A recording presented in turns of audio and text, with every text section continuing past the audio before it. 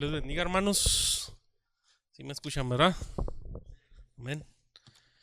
Pues es un gozo estar una vez más con ustedes, hermanos, aquí compartiendo la palabra del Señor y pues siempre es bonito, ¿no? Estar escuchando la voz de Dios, ¿sí? Yo no sé ustedes, pero a mí no voy a decir que siempre es algo agradable porque a veces Dios nos habla de una manera fuerte, ¿verdad? Nos toca las fibras más sensibles, las cosas que a veces no quisiéramos oír, pero siempre es bueno, ¿verdad? Escuchar la voz de Dios y saber que Él siempre nos habla y quiere que lo conozcamos más, ¿sí? Es un Dios que no nos ignora, que siempre está buscando que sobre todo sus hijos se acerquen a Él, ¿verdad? Que lo conozcan más, que se aferren más a Él, ¿verdad? Que es algo de lo que vamos a estar hablando el día de hoy.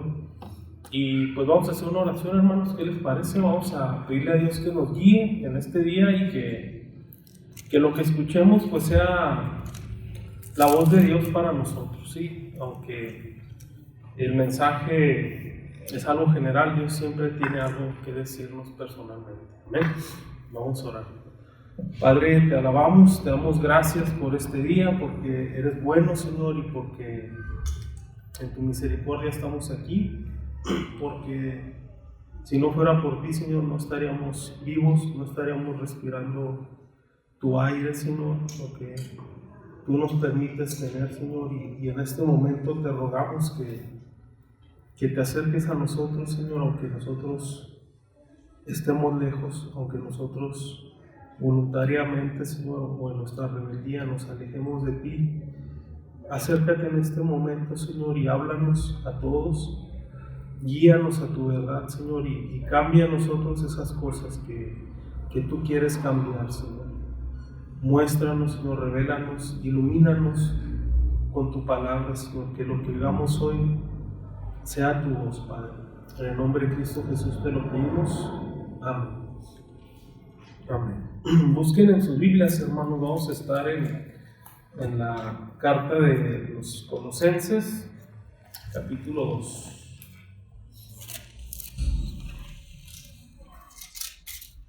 En tus Biblias, en Colosenses, vamos a estar solamente viendo el capítulo 2. Y en esta carta o en esta sección vamos a estar viendo unas palabras que Pablo dio a esta iglesia de los Colosenses, pero él no solo se refiere a esta iglesia, o no solamente tiene en mente a los creyentes de esta iglesia, sino que él está pensando en todos los creyentes, no solo de su época, sino de todas las épocas, ¿sí?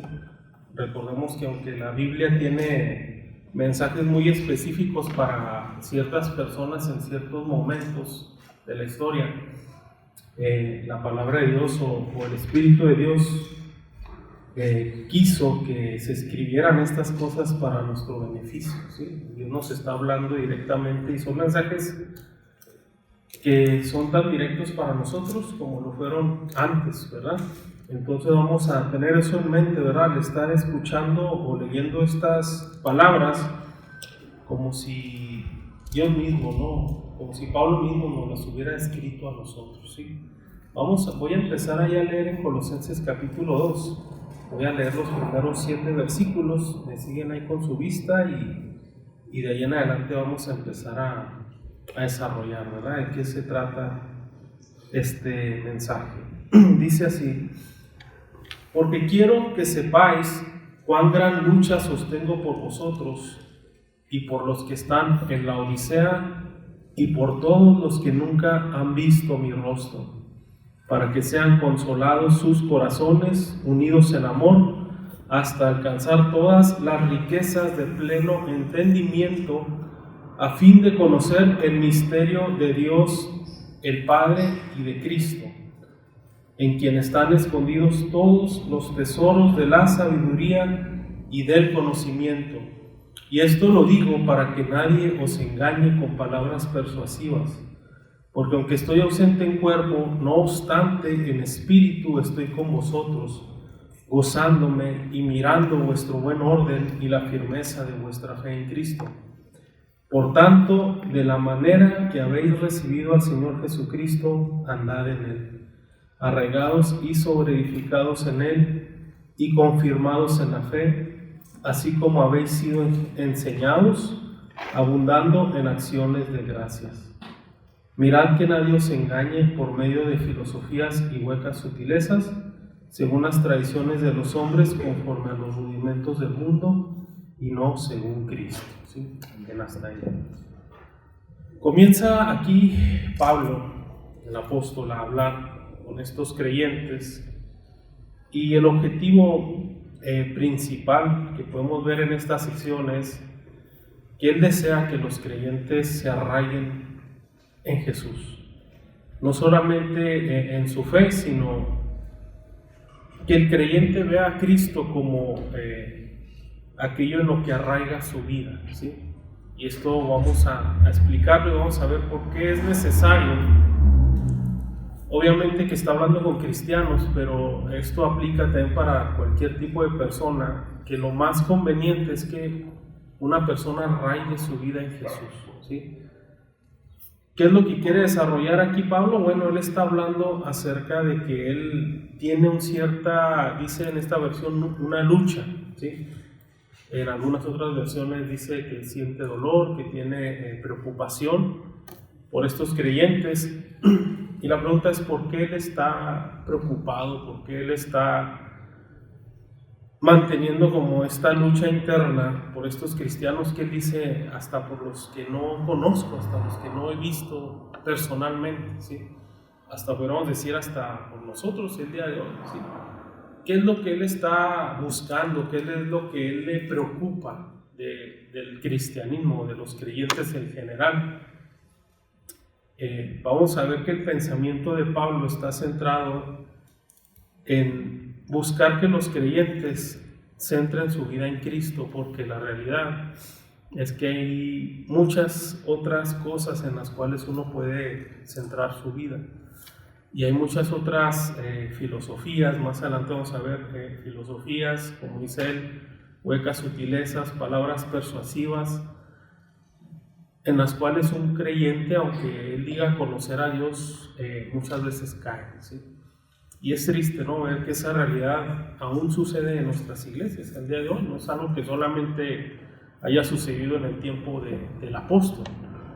¿A qué se está refiriendo Pablo aquí? Bueno, a que primeramente siempre va a haber, o siempre van a haber voces diferentes a la voz de Cristo, a la voz de la palabra de Dios. Y Pablo es muy enfático en el versículo 6, ahí en este capítulo 2, cuando dice, por tanto, de la manera que han recibido al Señor Jesucristo, anden en Él, ¿sí? Anden en Él.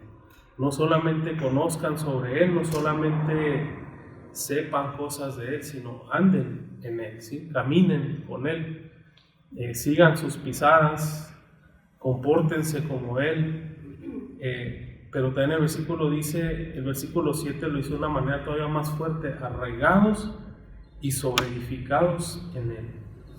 Cuando nosotros vemos esa palabra arraigado, lo que se nos viene a la mente, o lo que Pablo quería hacernos ver aquí, es comparar nuestras vidas como un árbol que se arraiga tan profundamente que es difícil sacarlo de ahí, ¿sí? Yo no sé si a ustedes les ha tocado intentar desarraigar un árbol.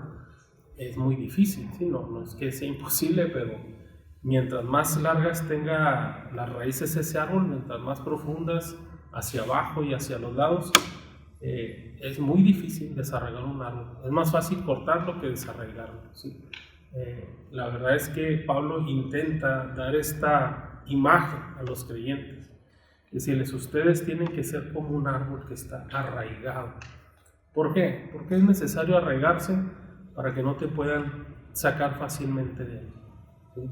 Esa es como un deseo profundo de que los creyentes se esfuercen en crear raíces fuertes, en crear raíces profundas, porque el mundo está lleno de personas que van a llegar Y como dice ahí el versículo 4, que nadie los engañe con palabras persuasivas, ¿sí? Van a llegar con palabras muy persuasivas, muchas veces usando la Biblia, ¿verdad? Muchas veces usando argumentos teológicos, muchas veces usando argumentos prácticos, ¿sí? Cosas que dicen, a mí me funcionó esto, yo he escuchado que esto es lo que hace la mayoría de la gente, etcétera, etcétera. Y son palabras bonitas que parecen verdades, pero en realidad no es la voluntad de Dios, ni son palabras de Dios, ni tienen nada que ver con Cristo, ¿sí? Entonces Pablo lo que quiere hacer es llevar a los creyentes a que se arraiguen a Cristo, ¿sí?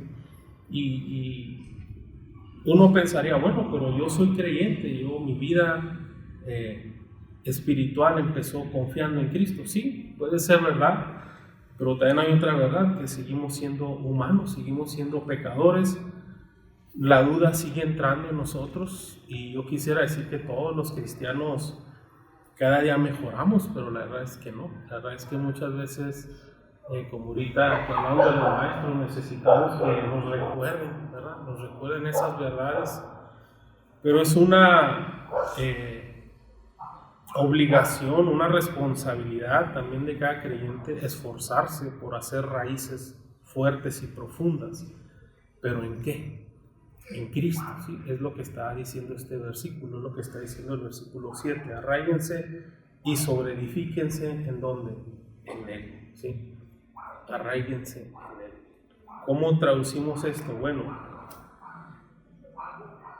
puede haber un mal entendimiento en lo que significa arraigarse en Cristo, porque muchas veces escuchamos este término y pudiéramos pensar que es saber más, que es estudiar más, y claro que eso va involucrado, pero Pablo nos va a hacer ver de una manera más específica qué significa esto, qué significa arraigarse en Cristo, y para eso vamos a seguir leyendo un poquito más adelante qué es lo que dice en el versículo 8. Dice, miren que nadie los engañe por medio de filosofías y huecas sutilezas, según las tradiciones de los hombres, conforme a los rudimentos del mundo, y no según Cristo, porque en Él habita corporalmente toda la plenitud de la deidad, y vosotros estáis completos en Él, que es la cabeza de todo principado y potestad. Aquí Pablo en estos versículos, sobre todo en el versículo 9, dice una verdad muy importante, que es como la clave para que nosotros se nos facilite tal vez un poco más arraigarnos en Cristo. Dice el versículo 9 que en Él, en Cristo, habita corporalmente toda la plenitud de la verdad, ¿sí? De la deidad, perdón. Creo que la gran mayoría de personas que no ven a Cristo como algo central en su vida es porque no creen esto. Son personas que no creen que Cristo es Dios. Son personas que saben que existe Cristo, que existe un Jesús, que existe un Salvador. Han escuchado esa historia muchas veces, pero no creen que Cristo sea la respuesta para todo, ni creen que Él sea Dios, ni tenga el poder de Dios, ¿sí? Y Pablo lo que quiere llevar al creyente es a que ellos esta verdad la mantengan todos los días de su vida como algo fresco, como pareciera, ¿no?, que le está hablando a personas que no conocen esto, y muy probablemente estas eran palabras nuevas para estos creyentes, porque recordemos que en este momento no existía el Nuevo Testamento, no existían las cartas que tenemos nosotros, no había tanta teología, lo que tenían era el Antiguo Testamento, y esta es como una revelación que Pablo viene y les dice a estos creyentes, ¿no?, de su época, y a todos nosotros también, que en Cristo está todo lo que necesitamos. ¿Qué más puedes necesitar si tienes a Cristo de tu lado? Y me gusta porque en el versículo 3 ya lo había dicho de alguna manera, con otras palabras, dice, en quien están escondidos todos los tesoros de la sabiduría y del conocimiento, ¿sí? ¿Quién tiene todo el conocimiento y la sabiduría del universo? ¿Quién la tiene? Solamente Dios, ¿sí? Y Cristo es Dios. ¿Qué humano, qué persona, qué autoridad, qué espíritu, qué ángel tiene la sabiduría y el conocimiento del universo entero? Nadie. ¿Sí? Y Pablo no está diciéndoles, hermanos, tienen que tener ustedes todo el conocimiento, tienen que esforzarse en estudiar y saberlo todo. Qué bueno que estudiemos, ¿verdad? Yo no estoy diciendo que no está diciendo Pablo que el estudio teológico sea algo malo, que no tenemos que estudiar, ¿no? Él está diciendo, aunque estudies mucho, o aunque venga el mejor maestro del mundo, o el apóstol más grande, o el profeta, o como se quiera llamar, él no tiene todo el conocimiento, ni tiene toda la sabiduría. El único que tiene el conocimiento y sabiduría completos es ¿quién? Cristo, ¿sí? No hay nadie más. Entonces, si tú tienes a Cristo, tienes todo. La pregunta es, ¿tienes todo para qué? Porque aquí Pablo está hablando y está diciendo una palabrita, una palabra clave en el versículo 10 que dice, y vosotros estáis completos en él. Completos. ¿Completos para qué? ¿A qué o sea, ¿de qué está hablando Pablo realmente aquí? ¿De qué necesito completarme yo? ¿Cuál es el tema en esta área? ¿Sí? Obviamente está hablando de verdades espirituales, ¿sí? No está diciendo que tengas que saber todos los conocimientos del universo, sino Dios ve al ser humano y ¿qué es lo que ve en el ser humano? Verá a un ser completo, verá a un ser que satisface sus expectativas, verá a un ser que ya alcanzó el grado espiritual que Él quiere que alcance. ¿Y cuál es ese grado espiritual? ¿Cuál es el grado espiritual que Dios espera de las personas? ¿Será que Dios está diciendo, bueno, el grado que yo espero de una persona es que sea muy buena, que se esfuerce mucho en buscarme, que sea el mejor de los hombres? Bíblicamente sabemos que el único grado que Dios está buscando del ser humano es la perfección. Se oye muy fuerte, muy imposible realmente, pero es lo que Dios está esperando del ser humano. Si queremos, o si un ser humano quiere estar al lado de Dios, no puede solamente esforzarse. Tiene que ante los ojos de Dios cumplir todas sus expectativas. A eso se está refiriendo esta palabra, completo. La pregunta es, ¿cómo te vas a completar? ¿A quién vas a seguir o qué opiniones vas a seguir tú o creer? ¿Qué consejos o qué camino vas a seguir tú para estar completo ante los ojos de Dios, para que Dios te apruebe? ¿Vas a escuchar a algún filósofo? ¿Vas a escuchar a algún pastor? ¿Vas a escuchar a algún profeta? ¿A quién vas a oír? ¿A quién deberías de oír? A Cristo, ¿verdad? A Dios. ¿Hace eso la gente? No, a veces ni los creyentes lo hacemos. Tristemente a veces decimos que creemos en Dios, pero a veces buscamos consejos en cosas que no son Dios, ¿sí?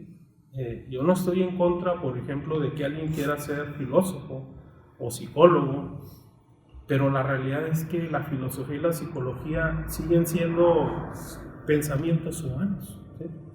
No superan la capacidad de Dios, no superan el pensamiento de Dios. Ahí no vas a encontrar un consejo que te ayude a completarte al nivel que Dios quiere que te completes.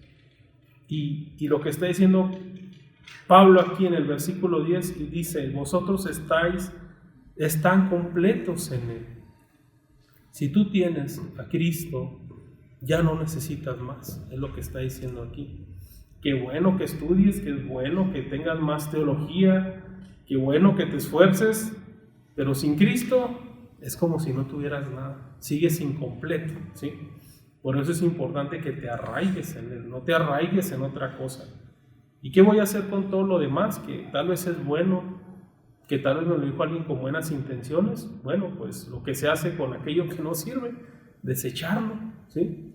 No, Abner, pero eso es muy excesivo, ¿sí? Eso es muy fuerte, eso puede ser ofensivo para alguien, decir que desecho esas enseñanzas. Bueno, tú sabes si quieres seguir con esas enseñanzas, sabiendo que en Cristo está toda la plenitud de Dios, que en Él está todo el conocimiento y la sabiduría necesarios, ¿por qué rebajarte a algo inferior? Es lo que Pablo le quiere meter en la mente a los creyentes. Como abrirle los ojos y decirles, hermanos, tengan cuidado porque hay personas que van a llegar y van a hacerles creer que están incompletos, que algo les falta, que necesitan más, que necesitan un nuevo camino, ¿sí? Necesitan un nuevo método, que sus métodos están bien, ¿verdad? Que eso de creer en Cristo es bueno, pero les falta algo, ¿sí? Y Pablo lo que quiere decirles, no, hermanos, ¿cómo es posible que tú dices que crees en Dios, pero tus raíces son muy cortas? Cualquiera puede llegar y agarrarte y desarraigarte, y tengan cuidado porque alguien puede venir y engañarlos fácilmente si no están arraigados de verdad. Los van a engañar diciéndoles que están equivocados y que su conocimiento y su camino es incompleto o insuficiente, ¿sí?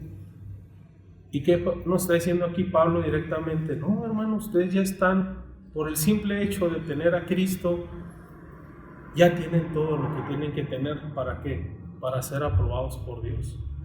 Vamos a seguir leyendo ahí en el versículo 11, y en estos versículos de aquí en adelante Pablo comienza a ser más específico y nos hace ver qué es lo que se obtiene o qué obtiene una persona o qué obtiene el creyente al arraigar su vida en Cristo. ¿Qué es lo que tiene una persona cuando toma a Cristo como alguien central? Y sobre todo cuando Cristo ya está en esa persona. ¿Qué es lo que gana uno? ¿Cómo se completa uno? Esta es como la explicación. Dice el versículo 11: en Él también fuisteis circuncidados con circuncisión no hecha a mano, al echar de vosotros el cuerpo pecaminoso carnal en la circuncisión de Cristo, ¿sí? Aquí Pablo toca un punto que es la circuncisión. ¿Por qué hablar de la circuncisión? Bueno, la circuncisión, aunque para nosotros ahorita no tenga mucho significado, o sea, una palabra que ya realmente ni usamos, siempre fue algo central en la doctrina del Evangelio, ¿sí? Desde antes de Cristo ya se habla de la circuncisión, y desde que Israel comenzó a existir como nación, Dios les ordenó que se circuncidaran. Y tú dices, bueno, pero esos son ritos de la antigüedad, eso ya nosotros no tenemos ni por qué hacerlo. Bueno, pero hay que entender por qué la circuncisión es importante o qué representa la circuncisión. La circuncisión es una manera visible en la cual Dios le enseñaba al ser humano que era necesario que él arrancara de sí mismo una parte de su ser, ¿sí? En este caso más específico, Pablo está diciendo el cuerpo pecaminoso carnal, ¿sí? Otras versiones, en vez de decir esto, cuerpo pecaminoso carnal, dicen la naturaleza pecaminosa, ¿sí? Que es lo mismo. ¿Qué es la naturaleza pecaminosa? Para recordar lo que estamos y no salirnos del hilo, Pablo está diciendo, fíjense los beneficios de alguien que tiene a Cristo. El que tiene a Cristo, Dios viene directamente y arranca de él esa naturaleza pecaminosa. Y dices, caray, ¿y eso qué significa? ¿Qué significa que yo o alguien me quite esa naturaleza? ¿Significa que ya no voy a pecar? ¿Significa que ya el cristiano es incapaz de hacer algo malo? Pues no. ¿Por qué? Porque la misma Biblia dice que todos somos pecadores. El mismo Pablo dice, miserable de mí, ¿verdad? Que yo quisiera hacer lo bueno siempre y no siempre lo hago, sigo pecando. Entonces, ¿qué es la naturaleza pecaminosa? ¿Qué es la palabra naturaleza? Cuando yo pienso en la naturaleza de una criatura, porque de eso está hablando aquí, de un ser humano, pero traspasémoslo, por ejemplo, a un animal, ¿sí? Si yo pienso en la naturaleza de un perro, tengo que hacer la pregunta, ¿qué hace ese perro por naturaleza? ¿Qué hacen los perros? Ladran, ¿sí? Comen cierta comida, son carnívoros, omnívoros, yo no sé, comen ciertas presas, les gusta moverse de cierta manera, pero Tú ves otro animal diferente, ves un cerdo o un ave o un gato y no se comportan como un perro porque tienen otra naturaleza. Cuando hablamos de la naturaleza pecadora, lo que está diciendo aquí este versículo es que la circuncisión es una realidad o es una obra que Dios hace en el ser humano y lo convierte de ser una criatura con ciertos deseos y comportamientos y la transforma en otra criatura totalmente diferente. Es como convertir a un perro en un gato en un perro, ¿sí? Ya de repente esa criatura ya no se va a comportar igual, ni va a tener los mismos deseos. A eso se está refiriendo aquí. Si tú tienes a Cristo, si tú te has arraigado en Él, por consiguiente, algo que va a suceder es que tú vas a notar o tú mismo te vas a dar cuenta cómo esa naturaleza que tú tenías antes, ahora ya cambió. Tú vas a ser capaz de decir, no, yo ya no soy así, ya no deseo eso, pero pecas, ¿no? Sí, peco, pero no es algo que yo realmente disfrute. Sí caigo porque soy pecador, como dice la Biblia, todos somos pecadores, pero cualquiera que es hijo de Dios y que de veras tiene a Cristo, no es capaz de decir, a mí me gusta vivir en el pecado, disfruto esta vida, me encanta cada vez que peco y nadie me ve. Un cristiano verdadero ya no tiene esa naturaleza. El que no tiene a Cristo se siente feliz, ¿verdad? Porque hace sus fechorías y nadie lo ve, o se sale con la suya, se siente hasta alegre, pero el hijo de Dios no. Yo a veces pongo este ejemplo, digo, si tú eres hijo de Dios, imagina si Dios de repente se te aparece, ¿no? Y se pone aquí enfrente de ti y te dice, mira, aquí tengo un botón que si tú aplastaras en este momento, serías totalmente santo y perfecto y no volverías a pecar. ¿Qué harías? Yo creo que todos lo aplastaríamos, los que somos hijos de Dios.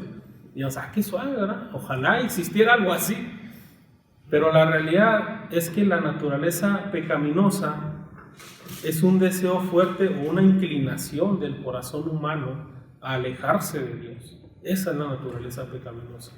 El creyente, ahora que cae y peca y le cuesta trabajo obedecer a Dios, ya no tiene esas inclinaciones. El creyente verdadero cada vez que peca se siente mal, quiere limpiarse de nuevo, no le gusta estar en la suciedad en la que vivía antes, ya no es algo natural en él.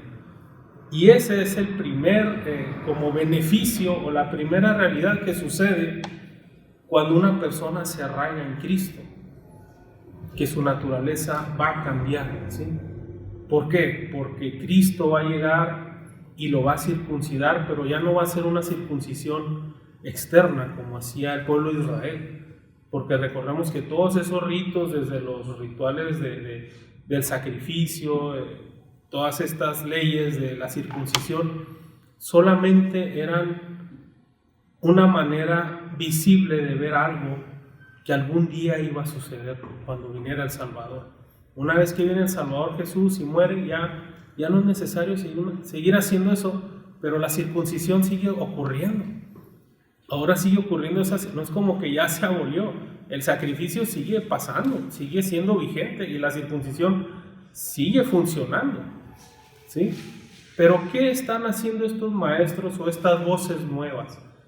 Lo que está sucediendo históricamente, sabemos, es que llegaban muchos maestros y decían, sí, ya creíste en Jesús, pero circuncídate físicamente. Le decían a los primeros cristianos, que en su gran mayoría eran judíos, y a los que no eran judíos también, de repente la llevaban ahí. No, es que para que Dios te acepte necesitas hacer este rito, necesitas dejar de comer esto, necesitas practicar esta fiesta. Cosas que son totalmente innecesarias ya, ¿sí? ¿Y qué es lo que está diciendo aquí Pablo? Miren lo que ganan cuando realmente tienen a Cristo en ustedes. La primera cosa que va a suceder es que los va a circuncidar, y en el versículo 12 dice, sepultados con Él en el bautismo, en el cual fuisteis también resucitados con Él mediante la fe en el poder de Dios que le levantó de los muertos. Algo también que va a suceder en ti es que tú vas a morir y vas a resucitar, vas a no físicamente, pero espiritualmente. Y la pregunta es, ¿y por qué tengo que morir espiritualmente? ¿A qué se está refiriendo esto? Porque la palabra resurrección y vida nos gusta, pero la palabra muerte no. ¿Qué bueno tiene la muerte para un creyente? ¿O morir a qué? ¿O morir en qué sentido? ¿Por qué necesitamos morir? Porque tenemos que ver la realidad espiritual en la que nace todo ser humano. ¿Y esa realidad cuál es? Que el hombre nace en pecado y tiene una deuda con Dios. Dios está viendo a los seres humanos como pecadores, como delincuentes. Me gusta usar mucho esa palabra a mí. Te está viendo como un delincuente y la ley de Dios te está juzgando, está detrás de ti, te está persiguiendo. Pero ¿qué pasa si un delincuente se muere? Ya no hay ley que lo pueda perseguir, ¿sí? Necesitas morir, y Pablo lo dice en sus cartas de esa manera. Es necesario que exista esa muerte hacia la ley. No, la ley va a seguir existiendo, pero tú vas a estar muerto, ya la ley no te va a aplicar a ti. Pues qué suave, ¿no? Ya Dios ya no me persigue, ya Dios no me puede condenar. Pero ¿de qué me sirve seguir muerto? Yo lo que quiero es estar vivo. ¿Y qué es lo que dice aquí? Sí, mueres, pero también que resucitados con Él, ¿sí? ¿Resucitados a qué? ¿A seguir viviendo como tú quieres? No, resucitar a una vida haciendo la voluntad de Dios, ¿sí? El cristiano ha muerto al poder de la ley de Dios que lo estaba persiguiendo para juzgarlo, pero ha resucitado juntamente con Cristo. ¿Por qué? No porque yo morí y resucité literalmente, sino porque todos esos efectos o todos esos beneficios que ganó Cristo con su muerte y su resurrección se me traspasan a mí. Por eso le está diciendo, arraíguense en Él, tienen que tenerlo a Él. Si tú lo tienes a Él, tienes todos los beneficios que tiene Él, ¿sí? Tú lo contienes a Él, Él está dentro de ti. Y todo eso que Él ganó, todo eso que Él luchó, todo por lo que Él se esforzó, todos esos beneficios vienen a ser tuyos también. Tú moriste y resucitaste con Él mediante la fe, que es la única manera en la que tú puedes tener a Cristo, mediante la fe en el poder de Dios que le levantó de los muertos. Dice el versículo 13, y a ustedes estando muertos en pecados, y en la circuncisión de vuestra carne les dio vida juntamente con Él, perdonándoles todos los pecados y anulando el acta de los decretos que había contra nosotros, que nos era contraria, quitándola del medio y clavándola en la cruz, y despojando a los principados y a las potestades, los exhibió públicamente, triunfando sobre ellos en la cruz. ¿Cuál es ese otro beneficio que dice estos versículos que ganamos? Pues que ganamos el beneficio de que esa carta, como lo menciona Pablo, de decretos que había en contra de nosotros, ya fue quitada. Ya no hay algo que nos persiga, como dice Romanos 8:1, ya no hay condenación para el que está en Cristo, ¿sí? Ya no hay una ley que te esté persiguiendo, ¿sí? Aquí estás vivo. Y esto es una parte que a muchos no les gusta decirla, pero es la realidad. Bueno, ¿y si cometo un crimen, me va a seguir persiguiendo la ley? No. ¿Por qué? Porque todos los pecados han sido perdonados por Dios. No, pero eso no es justo. Bueno, para ti no, pero para Dios sí. Así funciona esto. No parece humanamente lógico ni humanamente justo, pero la realidad así es, que si Cristo ganó ese perdón, nosotros al tenerlo a Él gozamos de ese perdón. ¿Dios está persiguiendo a Cristo el día de hoy por los pecados de la humanidad? No, porque Él ya pagó en la cruz todos esos pecados, porque Él ya fue resucitado, y la resurrección lo que indica es que Él era inocente. Si Cristo no hubiera sido inocente, ahí se hubiera quedado en la tumba, hubiera ido al infierno. Pero la resurrección, ¿qué nos muestra? Que Dios dijo, ya pagaste, ya puedes salir de la cárcel, ya eres libre, ya no hay una ley que te persiga. Y qué bonito, ¿no? Es saber que si nosotros somos hijos de Dios, ya tenemos ese perdón, ya no hay una ley de Dios que nos esté persiguiendo.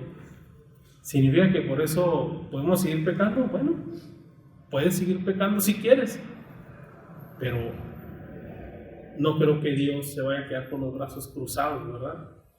No va a haber condenación, pero sí van a haber consecuencias espirituales en esta vida. Lo que está aquí hablando Pablo es que los creyentes siempre están siendo bombardeados o siempre están siendo atacados en su fe por creencias externas que les están haciendo pensar que están incompletos, que algo les falta, ¿sí? que el cristianismo que ellos dicen tener o es un cristianismo incompleto o hipócrita o que no funciona, y por eso te voy a enseñar otro camino mejor, ¿sí? Un camino para completar tu fe, porque tú estás incompleto. Pero Pablo aquí en estos versículos nos acaba de decir, realmente lo que necesitas ya lo logró Cristo, o sea, ¿qué más vas a buscar?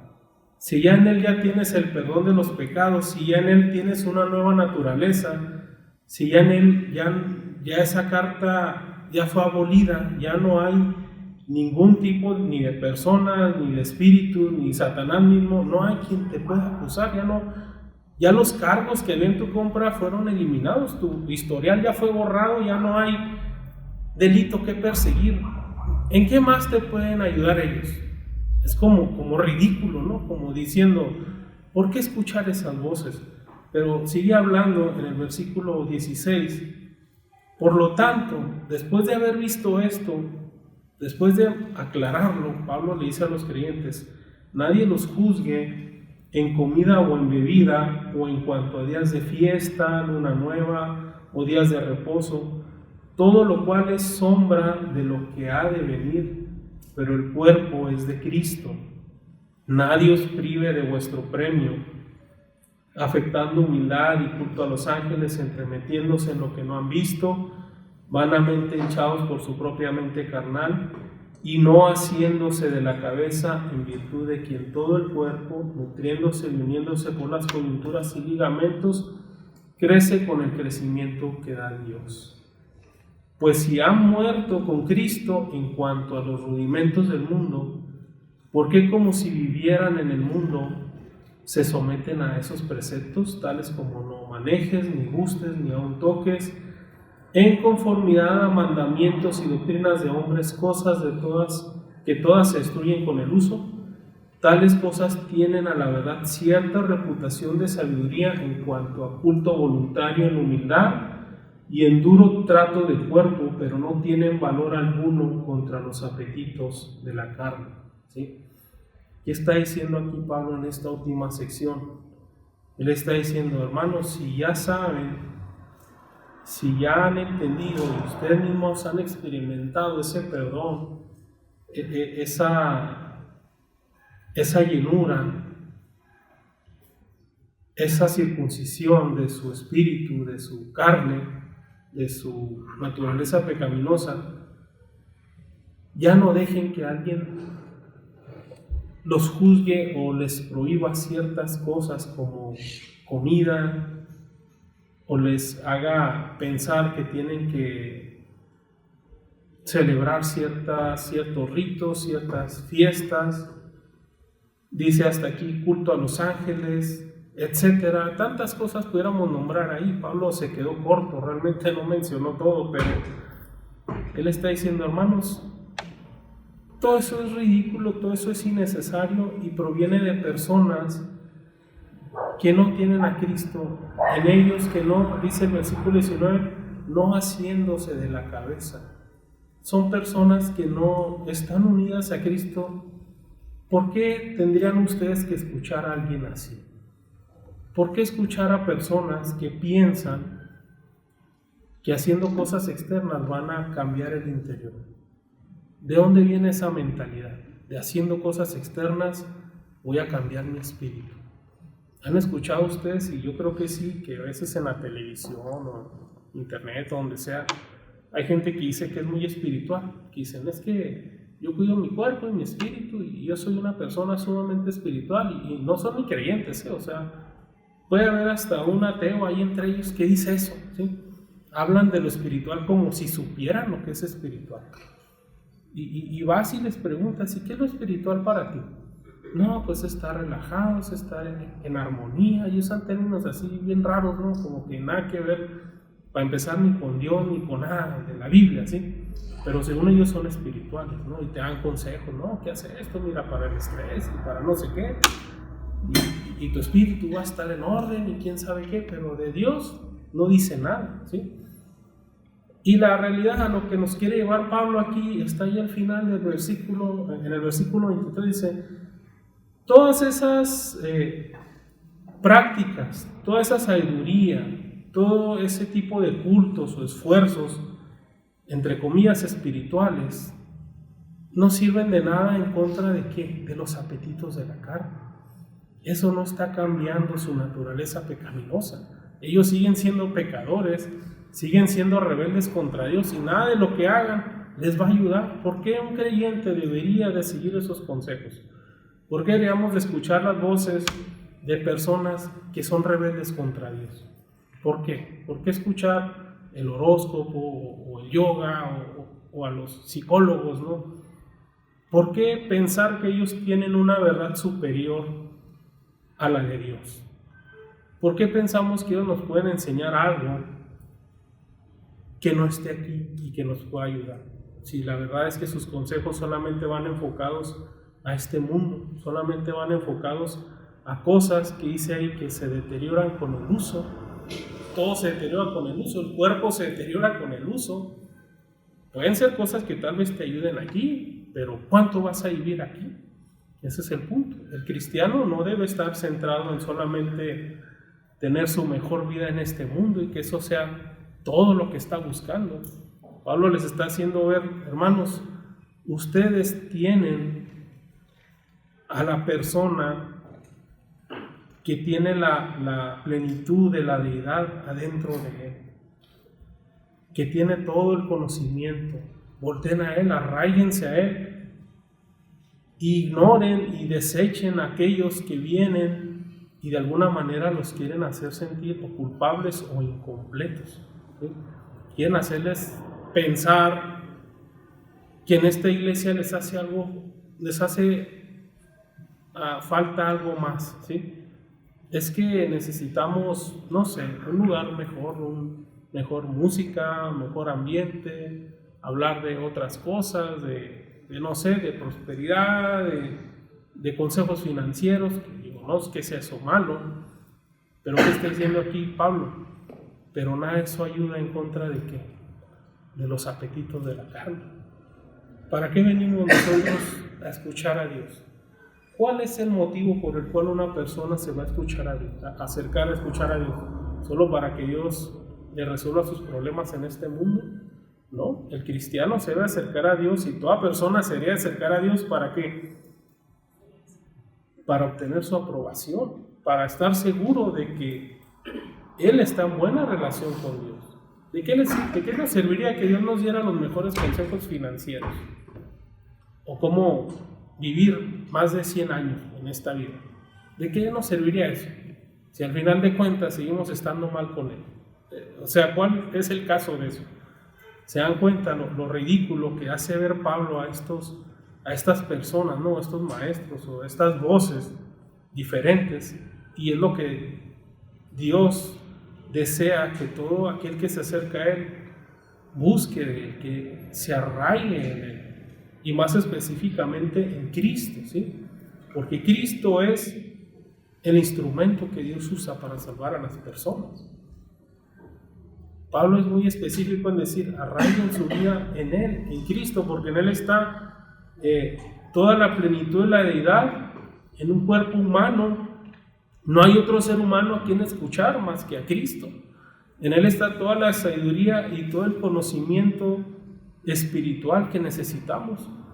Y la pregunta aquí es, ¿qué tanto nos estamos arraigando nosotros? ¿O será que nosotros ya empezamos a deslizarnos y a escuchar otras voces? Porque a veces es más fácil escuchar otra voz que la voz de Dios, si somos sinceros.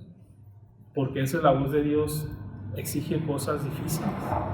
A veces la voz de Dios no nos gusta, a veces la voz de Dios es incómoda, pero es buena, es lo mejor. Pero es mejor escuchar a alguien que te dice, mira, si haces esto, mejora esto y vas a ver cómo va a mejorar tu situación, ¿sí? A mí me han dado varios consejos sobre mejorar la vida en la iglesia, mi vida espiritual, y parecieran ser buenos, ¿sí? Alguien una vez me dijo, es que en tu iglesia hace falta más música. Alguien me dijo, como que sí, está bien que ustedes alaban a Dios, pero no es igual que tener un gran grupo musical y que la gente antes de la predicación se levante y alabe a Dios y al final vienen con otra actitud. Y yo digo, bueno, pero eso no está en la Biblia, digo yo. O sea, Pablo, ni los apóstoles, ni Cristo mismo hicieron énfasis en eso, si nos fijamos. Cuando hablaron de un grupo musical, por ejemplo. Todo eso se oye muy bien, ¿no? Se oye muy bonito, se oye muy lógico, ¿no? Es un ejemplo nomás. Y nosotros eso lo creemos y le ponemos más énfasis a eso que a la palabra de Dios, que acercarnos y arraigarnos en Cristo. Y escuchamos otras voces, escuchamos otros medios, otras filosofías de, mira, así educa a tus hijos, no les pegues. No, es que eso ya pasó de moda. Esos eran métodos arcaicos, ¿sí? Eso era antes de Cristo, eso ya no funciona, ¿sí? Pero ¿qué estamos haciendo? Estamos desechando lo que dice Dios. Si somos honestos, si la palabra de Dios dice que la vara va a quitar la rebeldía del niño, ¿por qué nosotros no? Pero eso sí es muy duro. Mejor vamos a lo que dice la filosofía, lo que dicen los psicólogos de hoy, y vemos los resultados más adelante, cómo esos niños crecen haciendo lo que quieren, ¿sí? Es un ejemplo nada más de lo que pasa cuando uno sigue voces que no son la voz de Dios, cuando uno arraiga su vida en cosas que parecen muy buenas, pero no son la voz de Dios. Y yo creo que el Señor nos está recordando a los que lo conocemos el día de hoy que analicemos nuestra vida y veamos, identifiquemos si nos estamos desviando, si ya empezamos nosotros a seguir otras voces que tal vez sean muy bonitas, que sean muy bien intencionadas, que vengan de maestros reconocidos. A veces en el internet uno se mete y escucha a personas muy famosas con muchos likes que dicen ser cristianos, ¿no? Y dan consejos y no analizamos ni lo que dicen, nada más seguimos sus consejos, ¿verdad? Ya ni ponemos un filtro ahí. Pero el dolor de Pablo y esa lucha que él tenía era por esto, era por decir, ojalá yo pudiera conocer a todos esos cristianos y acercarme y enseñarles que realmente lo que importa es que arraiguen su vida en Cristo y que desechen todo aquello que no es la voz de Dios, ¿sí? ¿Por qué? Porque no va a hacer que mejoren, no va a hacer que eliminen o que esos impulsos carnales que tienen desaparezcan. Esa lucha espiritual que vive el creyente no va a mejorar con esos consejos. La única manera es que a través del poder de Cristo, que Él esté en nosotros, que nosotros estemos arraigados en Él. Solamente eso es lo único que tiene poder en contra de los apetitos de la carne, ¿sí? Y el creyente no vive para hacer lo que quiere, el creyente vive para obedecer a Dios. Se supone que esa es la razón de nuestra existencia como cristianos, ¿no? Que nosotros ya no vivimos para hacer nuestra voluntad, sino nosotros vivimos para ¿qué? Para agradar a Dios en todo lo que hacemos. Y para agradar a Dios en todo lo que hacemos necesitamos vencer esa carne que todavía está en contra de Dios. ¿Cómo le vamos a hacer? Arraigándonos en Cristo, no hay de otra, ¿sí? ¿Y por qué de dónde voy a sacar esas fuerzas o qué va a hacer que yo tenga esas ganas de arraigarme en Él? Hasta que yo no vea que Él es superior a todo lo demás, hasta que yo no vea todos los demás consejos como ridículos, como insuficientes, como inferiores, hasta entonces eso ya no me va a gustar. Tal vez eso me gusta hoy o hemos caído en eso porque hemos alejado nuestra vista de quién es Cristo, de quién es Dios, de su perfección, y por eso se nos hace fácil ignorarlo. Pero hasta el día en el que digamos, no, eso eso la verdad es que a mí no me satisface, ¿sí? Eso no me ayuda. Sí, es muy bonito y qué bueno que según a ti te sirva, pero a mí no me sirve eso. A mí lo que me sirve para vencer las tentaciones y la carne y agradar a Dios es el mismo Dios, es Cristo en mí, ¿sí? Entonces, pidámosle a Dios que nos ayude.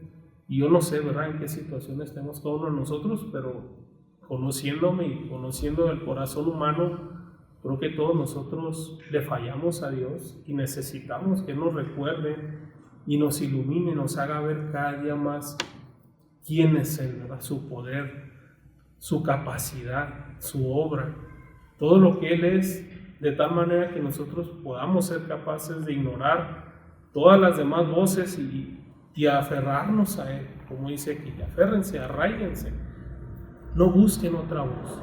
Sí, tal vez tú no lo sabes todo, pero arraígate a Él, no tienes que serlo todo, solamente arraigarte en Él, desecha todo lo demás y busca edificar tu vida en Cristo. Amén. Vamos a orar, hermanos.